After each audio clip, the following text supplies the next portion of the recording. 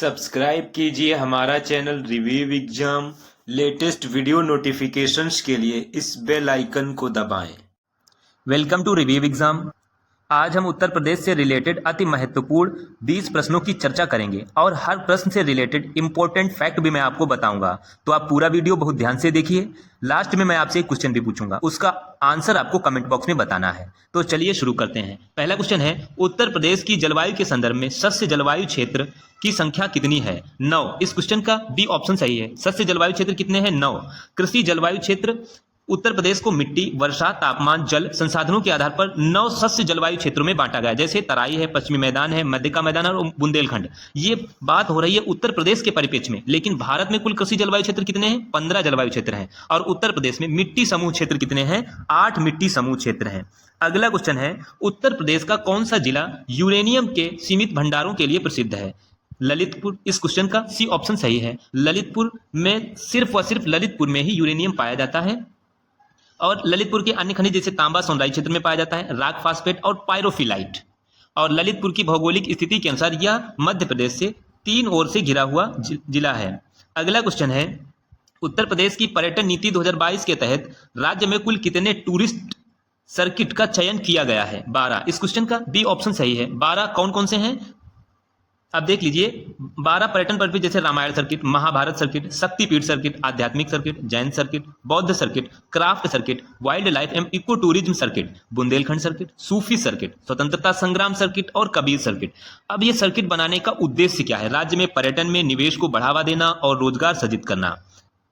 अगला क्वेश्चन है, ऐतिहासिक देवबंद आंदोलन उत्तर प्रदेश के किस जिले में और किस वर्ष आरंभ हुआ था? सहारनपुर। इस क्वेश्चन का बी ऑप्शन सही है। देवबंद आंदोलन सहारनपुर में 1866 में शुरू हुआ था। इसकी शुरुआत की किसने थी?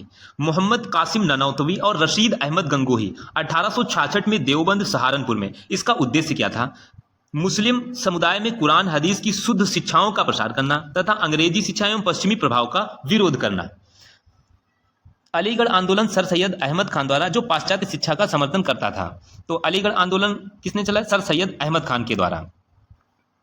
अगला क्वेश्चन है, अगला क्वेश्चन मैचिंग वाला है, तो आप मैचिंग कर लीजिए। ओखला पक्षी विहार कहाँ है? गौतम बुद्ध नगर में। पटना पक्षी विहार कहाँ है? एटा में है।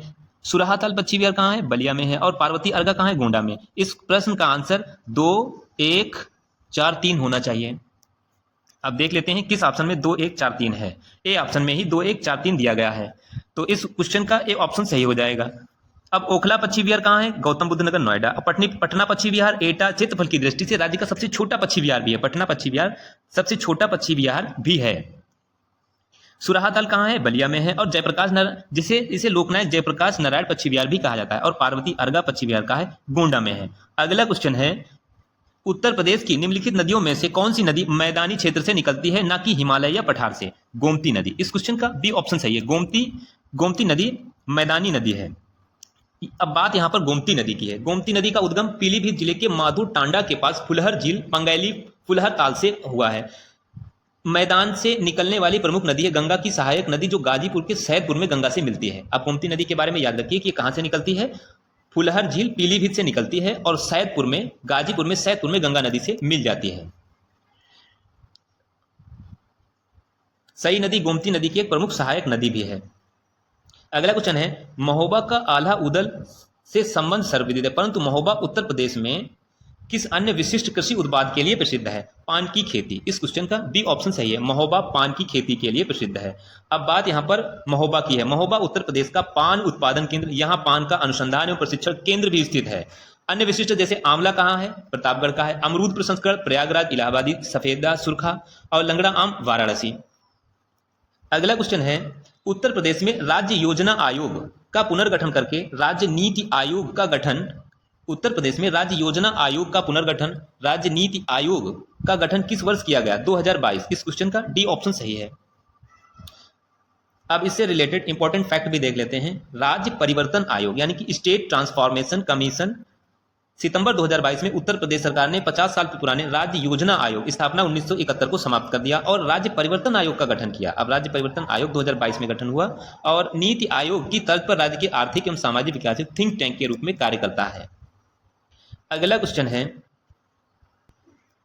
बौद्ध धर्म का प्रसिद्ध चौखंडी स्तूप उत्तर प्रदेश के किस जिले में है? वाराणसी। इस क्वेश्चन का सी ऑप्शन सही है। अब चौखंडी स्तूप वाराणसी में है। इसका ऐतिहासिक महत्व क्या है? यह वह स्थान माना जाता है जहां भगवान बुद्ध अपनी ज्ञान प्राप्ति के बाद पहली बार अपने 5 शिष्यों से मिले थे। अब चौखंडी तो इसके ऊपर स्थित अष्टकोणीय एक मीनार का निर्माण मुगल काल में हुमायूं के आगमन की स्मृति में उसके पुत्र अकबर द्वारा करवाया गया था। तो इस क्वेश्चन से आपको इतनी जानकारी मिलती है। अगला क्वेश्चन, उत्तर प्रदेश में प्रथम software technology park of India की स्थापना कहाँ किया गया था? गौतम बुद्ध नगर, नोएडा। इस क्वेश्चन का बी ऑप्शन नहीं सही है। प्रथम software technology park of India की स्थापना गौतम बुद्ध नगर, नोएडा में की गई थी। नोएडा उत्तर प्रदेश का प्रमुख आईटी एवं इलेक्ट्रॉनिक हब है जहां एसटीपीआई स्थापित हुआ है। अन्य एसटीपीआई केंद्र कौन कौन है? लखनऊ, कानपुर, प्रयागराज और मेरठ। एशिया का पहला साइकिल हाईवे आगरा से इटावा के बीच में 207 किलोमीटर। अगला क्वेश्चन है, 2011 की जनगणना के अनुसार उत्तर प्रदेश का न्यूनतम जनघनत्व वाला जिला कौन सा है? ललितपुर। इस क्वेश्चन का बी ऑप्शन सही है। न्यूनतम जनघनत्व वाला जिला कौन सा है? ललितपुर। इसका जनघनत्व है कितना?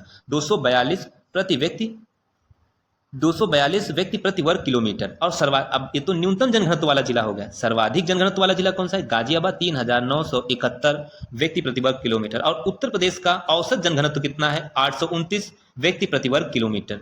अगला क्वेश्चन है, उत्तर प्रदेश के मध्यकालीन इतिहास के संदर्भ में सरकी राजवंश के संस्थापक कौन है? मलिक सरवर यानी ख्वाजा जहां। इस क्वेश्चन का बी ऑप्शन सही है। सरकी राजवंश की स्थापना किसने की थी? मलिक सरवर ने। अब इनसे रिलेटेड जो भी इंपॉर्टेंट फैक्ट हो सकते हैं उनको भी देख लेते हैं। 1394 में फिरोज शाह तुगलक के सुल्तान महमूद द्वारा मलिक सरवर को मलिकुस सर्क की उपाधि दी गई, जिन्होंने जौनपुर में स्वतंत्र सरकी राजवंश की नींव रखी। अंतिम शासक कौन हुए सरकी वंश के? कई बार ये क्वेश्चन कॉम्पिटिटिव एग्जाम में पूछा गया है कि अंतिम शासक कौन है? हुसैन शाह सरकी, जिन्हें बहलोल लोदी ने पराजित कर जौनपुर को दिल्ली सल्तनत में मिला लिया। अगला क्वेश्चन है, उत्तर प्रदेश एक्सप्रेस वे औद्योगिक विकास प्राधिकरण यानी यूपी ईडा का गठन कब किया गया? 2007। इस क्वेश्चन का बी ऑप्शन सही है। अब यूपी ईडा, इसकी स्थापना 27 दिसंबर 2007 को की गई थी। इसका मुख्यालय लखनऊ में है। इसका मुख्य कार्य क्या है? राज्य में एक्सप्रेस वे परियोजनाओं जैसे पूर्वांचल, बुंदेलखंड, गंगा, आगरा, लखनऊ एक्सप्रेस का निर्माण, संचालन और उनके दोनों ओर औद्योगिक गलियारों का विकास करना। अगला क्वेश्चन है, प्रसिद्ध सैयद सालार मेला बहराइच में लगता है। प्रसिद्ध सैयद सालार मेला बहराइच में लगता है, परंतु गोविंद साहब मेला उत्तर प्रदेश के किस जिले में लगता है? अंबेडकर नगर। इस क्वेश्चन का बी ऑप्शन सही है। गोविंद साहब मेला कहाँ लगता है? अंबेडकर नगर में। इसके अलावा अन्य मेले जैसे ढाई घाट मेला शाहजहांपुर में लगता है, मकनपुर मेला बिल्हौर कानपुर में लगता है, गोला गोकर्णनाथ मेला लखीमपुर खीरी में लगता है। अगला क्वेश्चन है,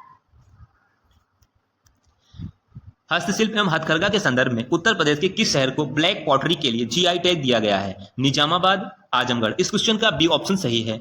ब्लैक पॉटरी के लिए निजामाबाद, आजमगढ़ को दिया गया है। इसके अलावा अन्य जीआई टैग जैसे ceramic pottery Khurja Bulandshahr, red clay pottery लाल मिट्टी चुनार मिर्जापुर।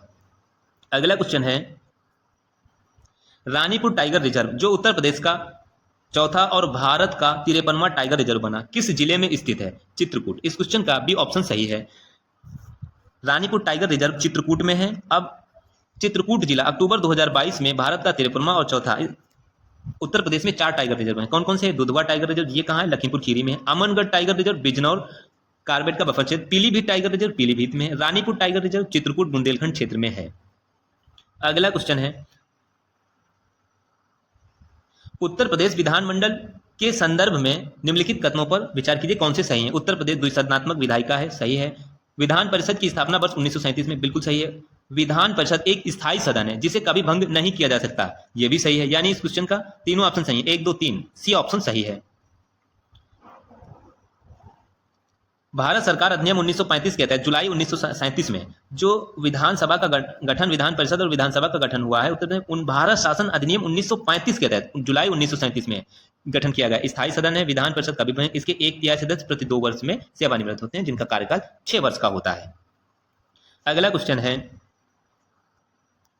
उत्तर प्रदेश कौशल विकास लागू करने वाला भारत का कौन से नंबर का राज्य था? पहला राज्य था। इस क्वेश्चन का ए ऑप्शन सही है। उत्तर प्रदेश भारत का पहला राज्य था जिसने युवाओं के लिए एकीकृत कौशल एवं मिशन 2013 में शुरू किया गया था। 14 से 35 वर्ष के युवाओं को निःशुल्क व्यावसायिक एवं तकनीकी प्रशिक्षण देकर रोजगार के योग्य बनाना था।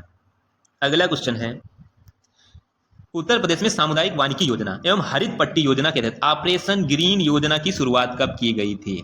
1 जुलाई 2001। इस क्वेश्चन का बी ऑप्शन सही है। 1 जुलाई 2001 को ऑपरेशन ग्रीन को वृक्षारोपण को बढ़ावा देने के उद्देश्य से शुरू किया गया था। राज्य के वनावरण को बढ़ाना, जिसमें आम नागरिकों, वृक्षारोपण समितियों, शिक्षण संस्थाओं को सहयोग लिया जाता है। अगला सबसे महत्वपूर्ण क्वेश्चन, उत्तर प्रदेश में प्राचीन काल के महाजनपद काल के कुल 16 महाजनपदों में से कितने महाजनपद आधुनिक उत्तर प्रदेश के भूभाग में थे? 8, यानी इस क्वेश्चन का डी ऑप्शन सही है। 8 उत्तर प्रदेश के भूभाग में थे।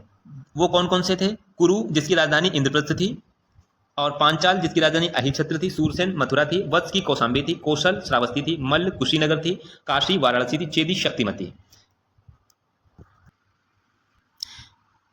इस प्रश्न से आपको इतनी जानकारी मिलती है। आज का आपका क्वेश्चन है कि सूरसेन राज्य की राजधानी क्या थी, जो मैंने आपको इसी वीडियो में बताया है। आपको हमारा ये वीडियो कैसा लगा प्लीज़ कमेंट बॉक्स में ज़रूर बताएं, और ये भी बताएं कि आपको हमारा ये वीडियो कैसा लगा, और प्लीज़ चैनल को सब्सक्राइब जरूर कर लीजिए। आपको इस चैनल से निश्चित ही मदद मिलेगी। जब भी आप इसे सब्सक्राइब करेंगे तो बराबर में एक बेल आइकन बन के आएगा, उसको भी आप क्लिक कर लें, जिससे कि आपको वीडियो की नोटिफिकेशन मिलती रहे। Thanks for watching.